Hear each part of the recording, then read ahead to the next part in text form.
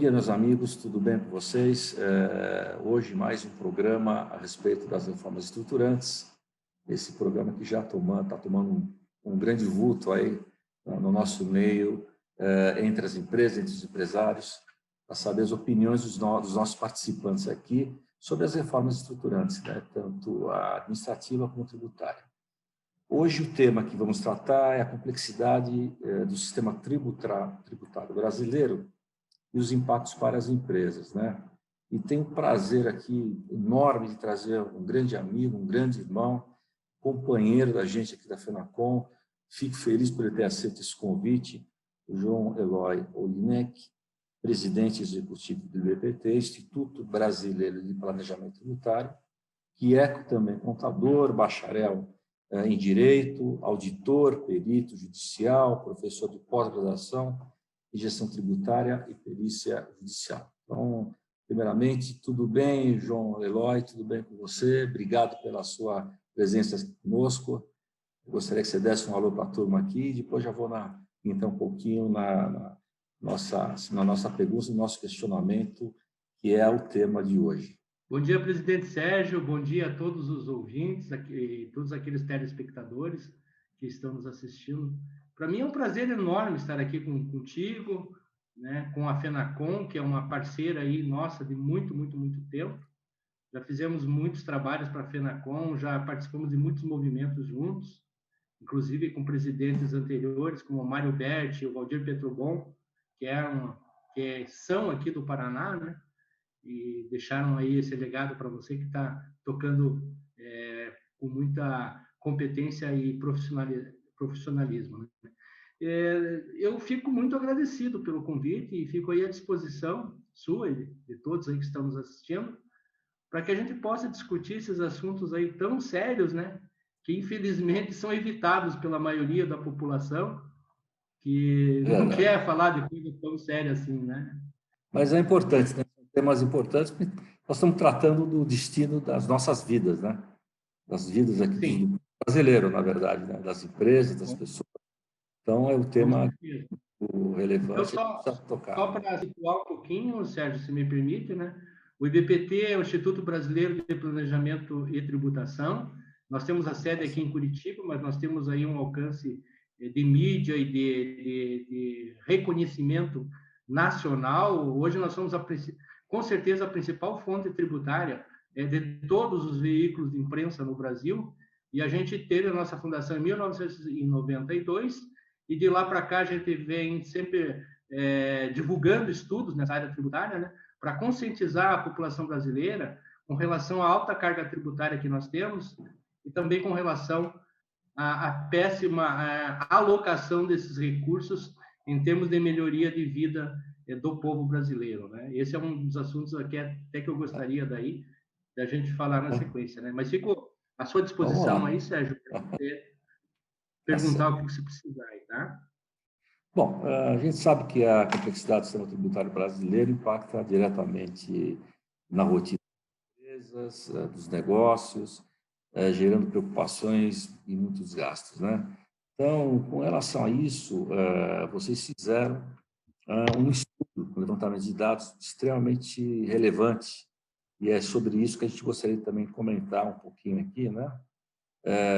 Relativos às normas editadas no país, e o que impacta hoje isso, né, na vida das empresas e do brasileiro, e o custo disso, né?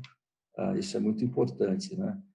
Para quem, evidentemente, acho que todo mundo deve conhecer o BPT, mas para quem não conhece, o BPT tem um trabalho muito significativo nessa geração de índices, indicadores e de dados, né?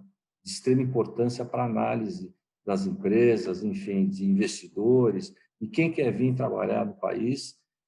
E também subsidiou muito a nossa federação em muitos relatórios, e como outras entidades aqui no país, e o próprio governo se utiliza até hoje de muitos dados que o IBPT divulga, né? É importante ressaltar que dentro deste planejamento que vocês fizeram, desse levantamento, né, viu-se que temos 4.377 normas tributárias, né? E que se a gente tivesse que imprimir no formulário aí, A4, né? Teríamos quilômetros de papéis aí só de normas tributárias brasileiras. Isso realmente é um absurdo, né? Não é uma coisa muito simples, né? A gente fala isso para pessoas de outros países, eles ficam meio atônitos assim, né? Porque a coisa em outros países, a coisa é um pouco mais tranquila, e mais estável, né? Então, eu gostaria que você começasse a falar um pouquinho disso, o que isso representa em gasto ao ano para o país, né, como um todo, né, para as empresas, e como é que vocês enxergaram isso nesse levantamento que vocês fizeram. Então, a palavra para vocês, João. Ok, obrigado. Veja, é muito preocupante a gente terminar um levantamento desse e chegar nesses números e nessa conclusão, né? Em termos de Brasil hoje e em termos de Brasil no futuro. Esse estudo aí, ele consiste num levantamento da quantidade de normas que nós tivemos e temos aqui no Brasil pós a Constituição Federal. Então, agora, ao completar os 32 anos da Constituição Federal, de 1988, nós temos essa quantidade de normas. Veja, nós temos editados até hoje, depois da Constituição até agora, vamos dizer assim, o nosso deadline, onde a gente fecha, é no final do mês de setembro. Então, até o dia 30 de setembro, porque logo no começo de outubro é o aniversário da promulgação da Constituição Federal. Então, nós fechamos sempre no final de setembro, tá? Então, até o final de setembro de 2020, da Constituição para cá, já foram editadas mais de 6,4 milhões de normas, né? Isso aí, em média, dá umas 800 normas por dia útil. Em matéria tributária, porque nós fazemos o seguinte, você veja o trabalho que nós temos. Nós levantamos as normas e aí nós temos que ver uma a uma para ver se a matéria é tributária. Se for tributária, a gente vai catalogar a parte. Então, em matéria tributária, nós tivemos a edição de 419.387 normas. Então, você veja, são mais de 2,17 normas tributárias por dia útil. Então, você veja, a cada dia que você trabalha, de segunda a sexta, você vai ter, em média, quase 2,5 normas por dia, para você ficar inteirado. Em 32 anos, nós tivemos 16 emendas constitucionais. É um absurdo um país, entende, de 1988 para cá, ter 16 emendas constitucionais. Se você fizer um paralelo, por exemplo, com os Estados Unidos, eles estão na 4ª emenda, só que a Constituição deles é do final do século XVIII. Então, veja a diferença da seriedade do tratamento da Constituição Federal. E agora, podemos ter mais ainda com as reformas tributárias que são propostas de emenda constitucional, né? Ambas são, né? Provavelmente vamos para 17, e tem mais uma coisa ainda, presidente, e demais telespectadores. Veja que esse ano, tá? Dificilmente vai sair reforma tributária. A comissão que está vendo lá a reforma, ela pediu uma prorrogação de prazo até dezembro desse ano. Então, o governo federal colocou só a primeira parte da reforma dele até agora. Então, eu acho que esse ano, esqueça a reforma tributária, aí você vem no ano seguinte. No ano seguinte, tem aquela questão do princípio de anterioridade. Vão criar impostos, então vão criar o IBS e vão criar o imposto seletivo. Mesmo que a reforma seja aprovada em 2021, por causa do princípio de anterioridade, eles só poderão valer a partir de 2022. Só que em 2022 nós vamos ter eleições. Em ano de eleições não se pode criar, aumentar tributo. Então veja que chave de braço que nós estamos com relação à reforma tributária. Não sei como é que eles vão resolver isso, né? A única possibilidade para resolver isso que eu vejo, né, dentro do campo jurídico, seria o ano que vem fazer uma emenda constitucional para criar uma exceção lá no princípio da anualidade com relação a essa reforma. A única coisa que pode ser feita. E é incrível, né, cara? Então, nós tivemos aí essas 16 emendas, né? Nós tivemos majoração de praticamente quase todos os tributos nesse período, né? E as normas estão aí. E tem mais um detalhe, viu? Além dessa quantidade de normas, senhores, nós temos também a qualidade das normas, né? Infelizmente, as normas no Brasil, elas não são feitas de uma maneira muito clara. Por exemplo, eu digo o seguinte, quem trabalha com contabilidade sabe e entende o que eu vou falar, tá? Daí você está lendo uma norma, puxa vida, mudou, então vamos ver o que mudou. Daí está escrito lá na norma, altera-se o inciso 3, a linha 5 do parágrafo 7 da lei 6.200 e... Cara, você tem que... Não fica nada claro, você tem que correr, pegar a tal da lei, ver a remissão, ainda quando você está num site tipo Planalto, que você clica ali, você vai para lá. Mas, cara, por que vocês não revogam uma lei, colocam outra? Facilita a vida de quem lida com isso. Cara, eu trabalhei muito tempo com contabilidade e sofri muito na mão dessas questões de normas legais. E eu acho que os escritórios de contabilidade também sofrem bastante até hoje. Então, vamos lá. Qual é o peso disso, Sérgio, que nós temos em relação a essa quantidade de normas? Vejam, é muito mais burocracia, é muito mais pesquisa que toma tempo do contador, do contador da empresa e do dono do escritório de contabilidade. Tá? Junto com isso, Sérgio, vem as outras obrigações acessórias. Além das normas, nós temos o quê? Guias, formulários, livros e preenchimento de programas eletrônicos, etc. É para a Receita Federal, é para o Estado, é para os municípios, cara. Isso aí toma um tempo dos escritórios de contabilidade. Tá? Não sei se eu vou falar, se o que eu vou falar está vivo até hoje, mas no escritório de contabilidade do meu tempo, que não tinha uma burocracia tão grande assim, estou falando década de 80 por aí, nós tínhamos na contabilidade mais gente que no departamento fiscal. Só que com o advento da quantidade enorme de obrigações acessórias, isso daí mudou. A contabilidade ela foi simplificada, não o conhecimento, mas a operacionalidade, a forma, tá? E as exigências burocráticas, o nosso custo de conformidade ele aumentou muito, muito, muito, muito. Então, o que acontece? O escritório de contabilidade hoje tem mais gente no departamento fiscal para atender os governos do que para atender o cliente. Né? Não sei se continua assim, né? O que eu posso lhe dizer nesse particular é que, na verdade, melhorou, a tecnologia ajudou a melhorar, vamos dizer assim, a operação, o processo operacional. Mas pela instabilidade legislativa, vamos dizer assim, né? Mudanças de critério legislativo, que isso é constante, né?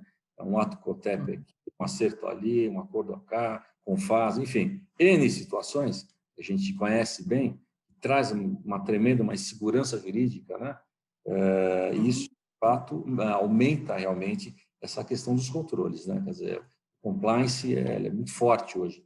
Tem que ser, senão as empresas têm problema, né? E mesmo assim, eu lhe garanto que a grande maioria das empresas, se não a totalidade, infelizmente emite, por exemplo, um documento importantíssimo, que é a nota fiscal, né? De forma errônea.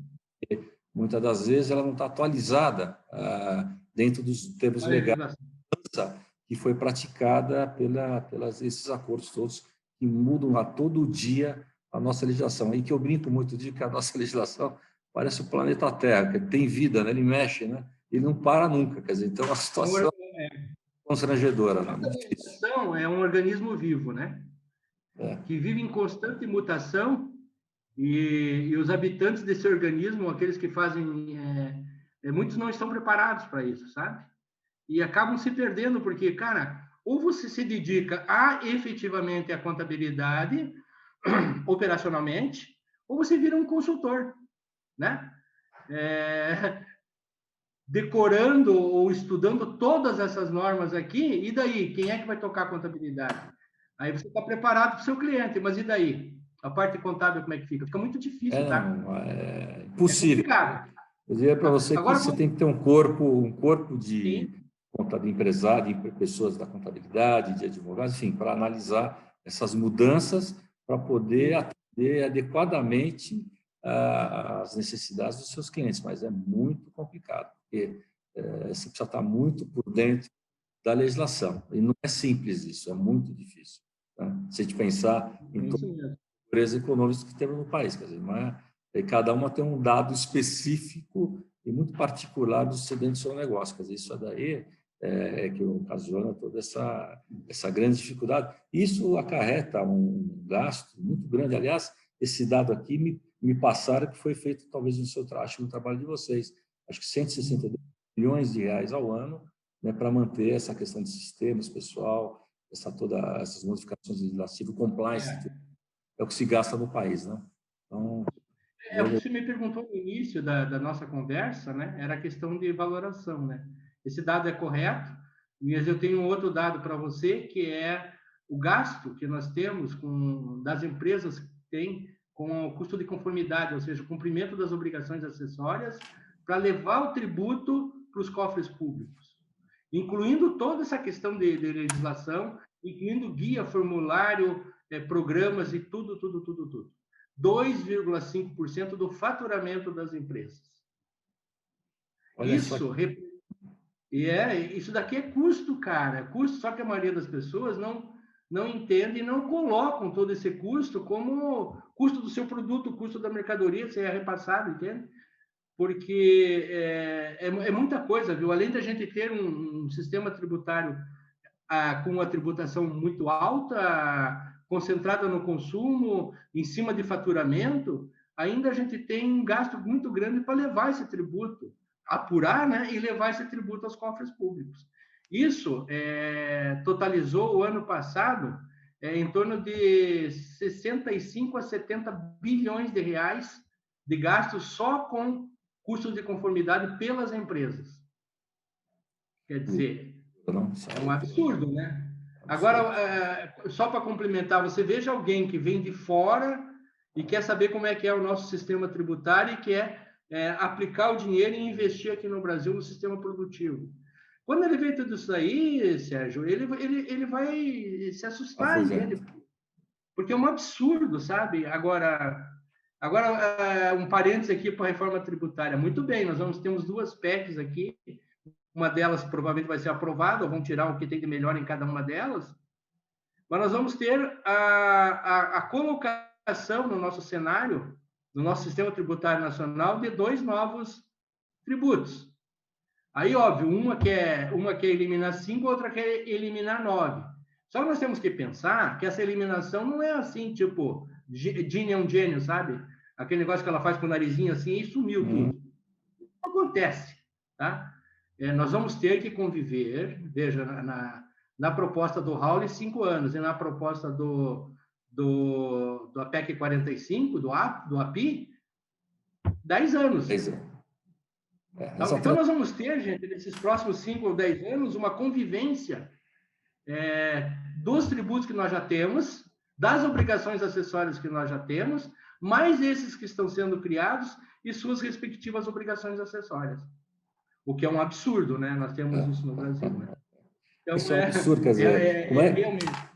O Brasil está... Aliás, o governo tem falado muito no impacto do e-business, né, em relação ao CDE, de poder ingressar no CDE e tudo mais, e que isso vai impactar, é evidente, né? Isso não vai mudar nunca se mudar os critérios, né? Aliás, essa história de obrigação acessória é uma coisa, não é nova, é muito antiga, a gente sabe disso, né? Todo ano a gente agrega novas obrigações acessórias, e aquelas que eles vão falar, não, a gente vai tirar depois, vamos primeiro consolidar. Não tira. Análise, e dificilmente tirou algumas, né? Mas, ao longo dos anos, quer dizer, o que se tirou foi muito menos do que se colocou, né? E com uma complexidade muito mais elevada, né? A forma de se abordar, de captar os dados, as informações. Então, isso realmente é muito ruim. E essa passada de 5 anos e 10 para vamos dizer assim, para o empresário, né? Para o contribuinte, né? Ela é muito custosa, né? Porque a ideia, além de tudo, analisando melhor essas PECs, você vê que tem um fundo de compensação que vai durar muito mais do que isso. E o próprio governo, entre os estados, tal, até esse alinhamento, chega até 50 anos, né? Uma das propostas. Né? Então, é absurdo pensar numa mudança em 50 anos. Né? Acho que isso aí é totalmente fora da realidade. Vou te dar uma sugestão, Sérgio. Nós fizemos um trabalho, antes de você assumir a FENACOM, uma pesquisa para a entidade em relação à questão da quantidade das normas tributárias que nós tínhamos, quantidade das obrigações acessórias que nós tínhamos no Brasil, e fizemos aí uma pergunta para alguns escritórios de contabilidade, quais as obrigações que eles estavam fazendo em duplicidade, e tinha obrigações que estavam fazendo em triplicidade a informação, para você ter uma ideia. Se você encontrar aí, né, você vai achar aqui nos arquivos da FENACOM, quiçá pudéssemos até atualizar esse estudo, né, que foi feito a questão, acho que de uns 3 ou 4 anos, que é muito importante, né, porque a situação ela vive vamos mudando, atualizar, você sim. tem um organismo vivo, né, mas eu posso afirmar para você que sempre aumentam as obrigações acessórias e a diminuição ela é muito pouca, né? E sempre verdade, vem mas um outro, né?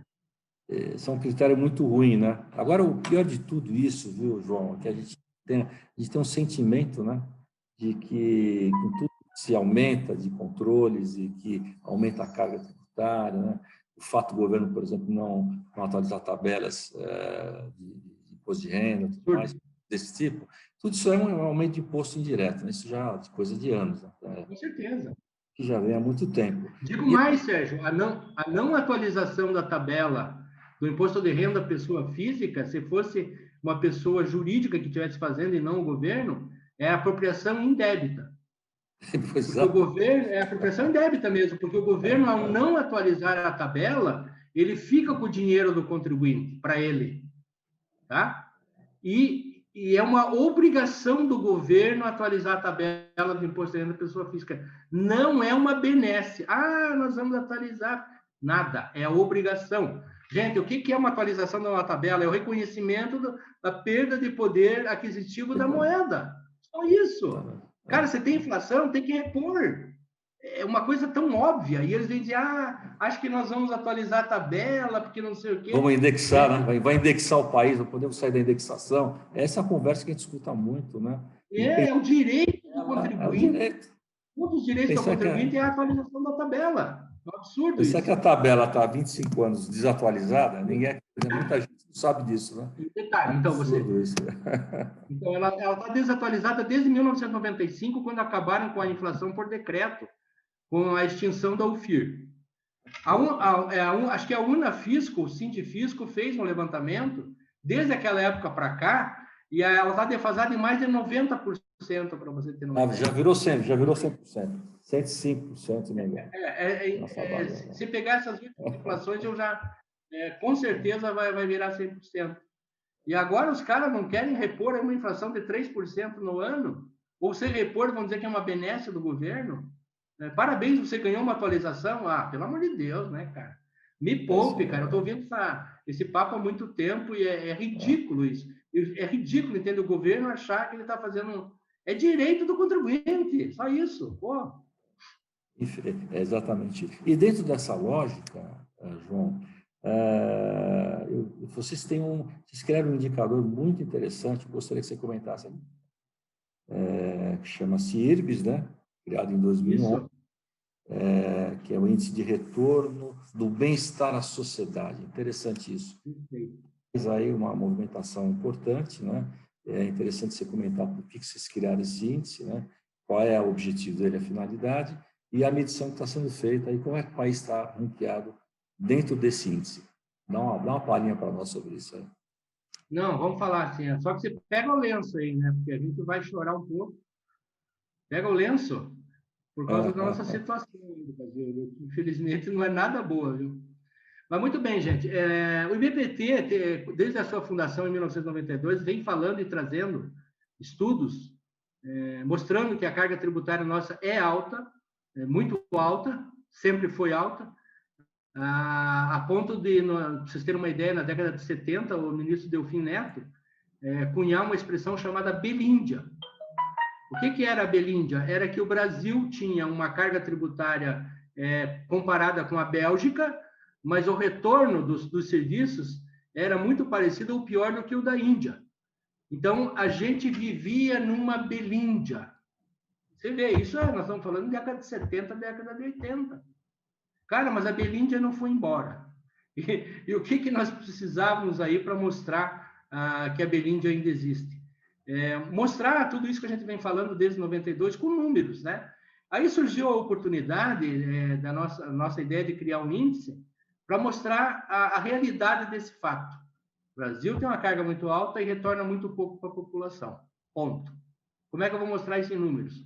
E criamos, então, esse índice, o IRBS, que é o Índice de Retorno ao Bem-Estar à Sociedade, esse índice ele é derivado de dois outros parâmetros. O primeiro parâmetro é a carga tributária sobre o PIB.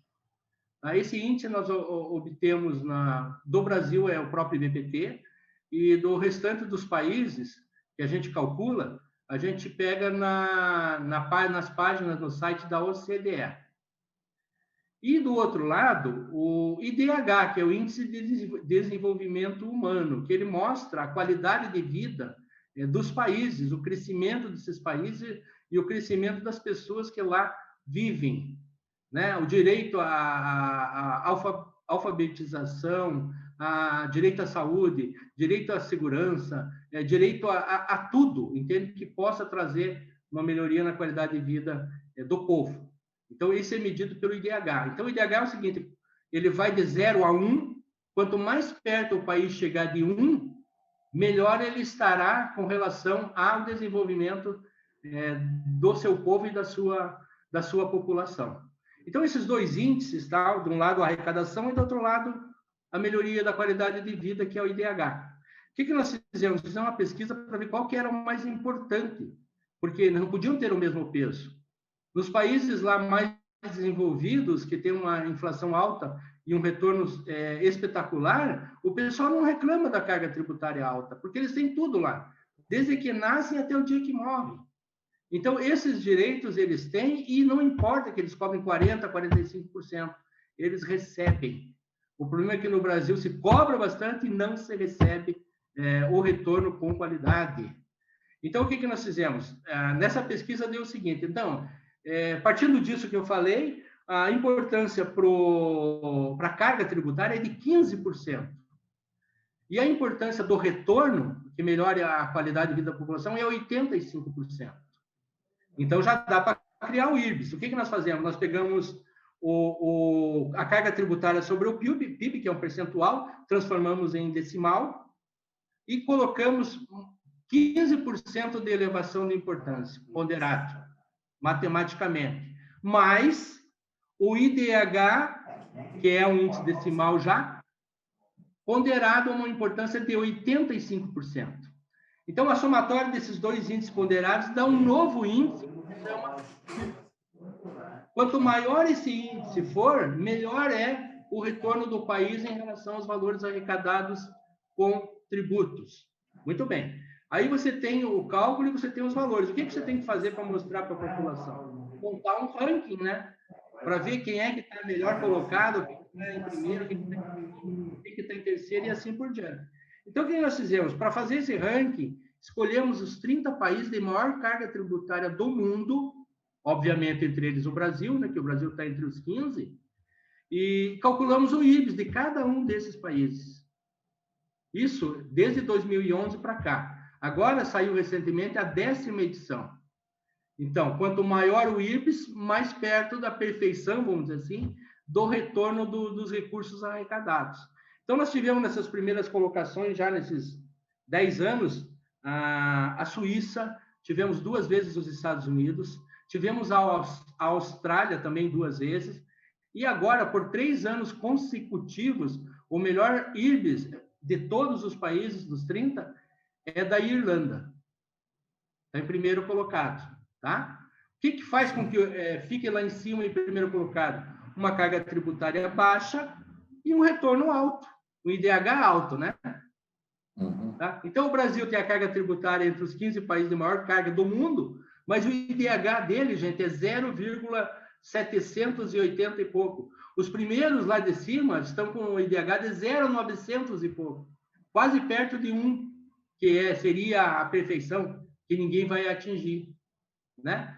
Mas o Brasil não, o Brasil ele está entre os 80, ele perde aqui na América do Sul, e o IDH dele para o Uruguai, para a Argentina, para o Chile, a gente está atrás, tá? Então, o que aconteceu nesses 10 estudos? Desde 2011, o último colocado entre os 30 países de maior carga tributária em relação ao retorno dado para a população é o Brasil e o varonil. E olha, cara, o IDH dele, o IRBS dele é baixo, muito baixo, e o penúltimo ainda está bem na frente dele, viu? eu sempre brinco que se fosse um campeonato brasileiro, desde 2011, o Brasil seria o lanterna da competição em todos os campeonatos. Todos. É muito triste isso. Foi em 30º lugar. Eu acho que É real. isso é um dado importante que você está trazendo. Na verdade, a gente tem esse sentimento, né, que da utilização ruim, né, da tributação, né? A gente tem essa percepção, mas você está trazendo isso numericamente, né? Você está trazendo isso exatamente, analisado de forma um critério muito bom. Como é que a gente tem acesso a esse IRBS, né? O IRBS, a última edição, ela está saindo na imprensa agora, então a gente não tem, por exemplo, a divulgação geral ainda do estudo. Eu estou trazendo aqui em primeira mão para vocês, por causa do nosso respeito e da nossa parceria, né? Inclusive, depois eu vou mandar para você, Sérgio, o texto do estudo, tá? Para você dar uma boa lida e divulgar daí perante seus pares. Isso. Aí. Posso divulgar, então? Você permite que eu divulgue? Pode divulgar, sim, porque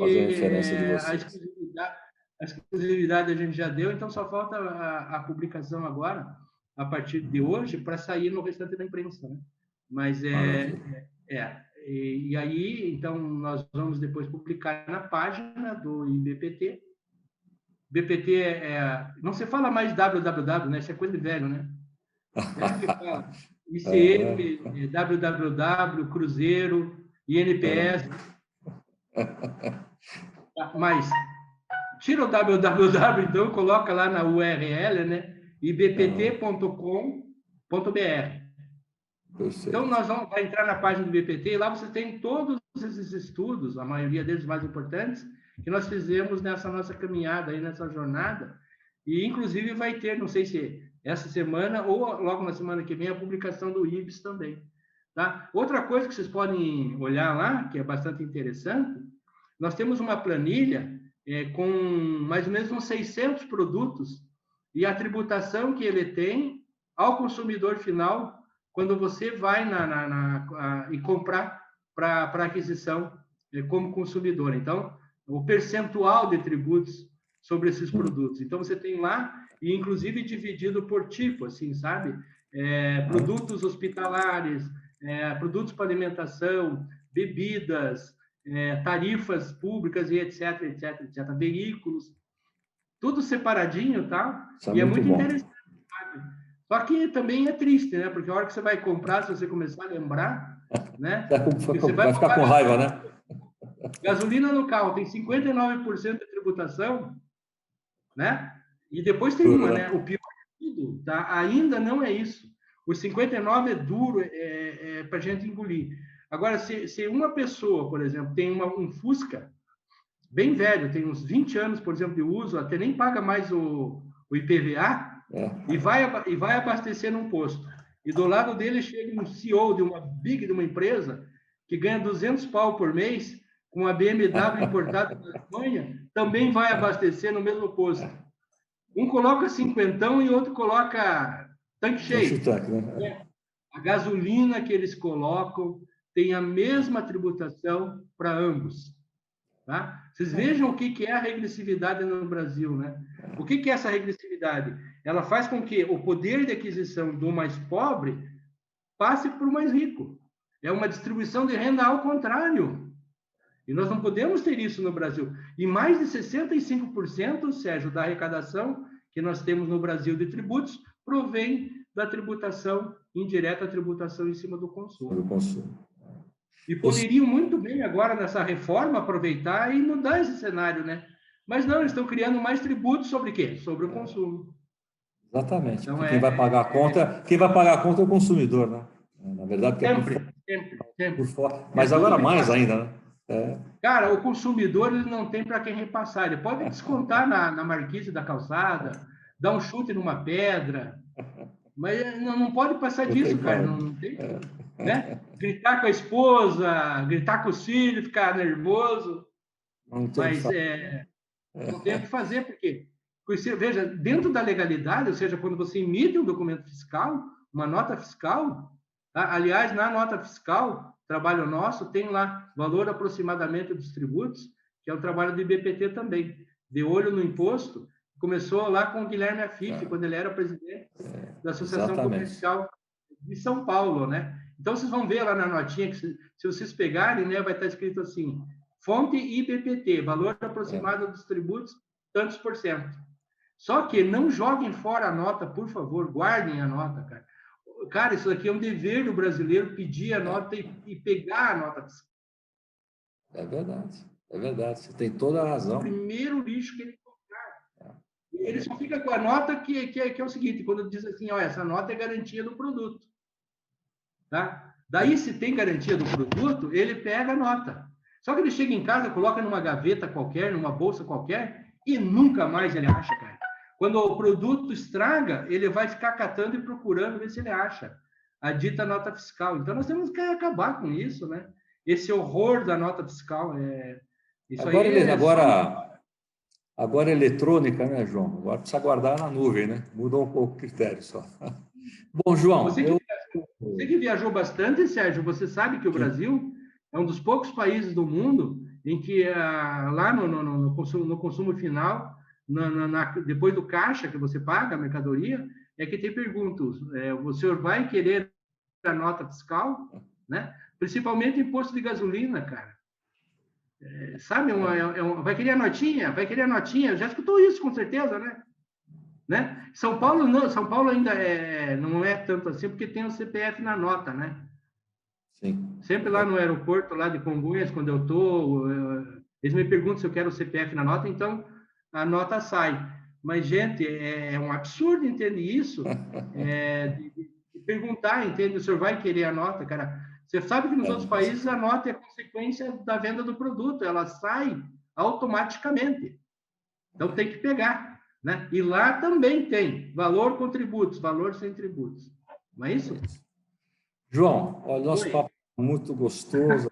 E quando a gente conversa com alguém que conhece a matéria, muito obrigado. Passa rápido e, infelizmente, estouramos até o nosso tempo aqui do programa. Mas o importante é que passo rápido, né? Faremos isso se Deus quiser. Fiquei muito feliz aqui. Fazer para falar sobre a reforma tributária daí. Exatamente. Fiquei muito feliz com a sua vinda aqui, com a sua fala, né, com esses pensamentos que você trouxe importantes, essas análises, né, sobre, na verdade, o que acontece na tributação brasileira, essa legislação absurda, que realmente traz insegurança jurídica muito forte, traz muita burocracia, traz muito custeio para todo mundo, né? E o custo do Brasil. O custo do Brasil. A gente quer já realmente acabar com todo esse quadro. Então, agradeço você. Quero que você transmita também o meu abraço ao Gilberto Amaral, grande amigo nosso. Abraço virtual. Do IBPT e fico feliz com essa vinda. E vamos marcar um outro dia também para a gente dar continuidade a esse bate-papo gostoso, que é importante para todos ouvirem, né? Até quem não conhece com profundidade o IBPT, para que venha conhecer, como você bem colocou. Ele pode não conhecer no dia a dia, mas se ele pegar a notinha lá que ele emitiu, ele vai ver que o IBPT está lá. Fez o cálculo, foi um trabalho muito árduo. Né? Na época não queria, o governo não queria dar esse destaque, você lembra bem disso?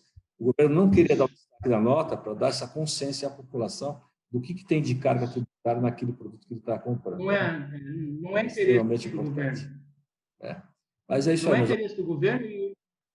E o pessoal que está nos ouvindo aqui, por favor, vão lá na página do IBPT, que vocês vão ficar não vão sair muito mais inteligentes, mas vão sair muito mais bem informados com relação à questão tributária no nosso país, tá? Nós temos muitos estudos de alta qualidade lá, e quem se interessa, por favor, vai lá, que você vai encontrar. Serginho, de coração, tá? Muito obrigado, entende, pelo convite, né? Você sabe que nós estamos sempre à disposição de vocês.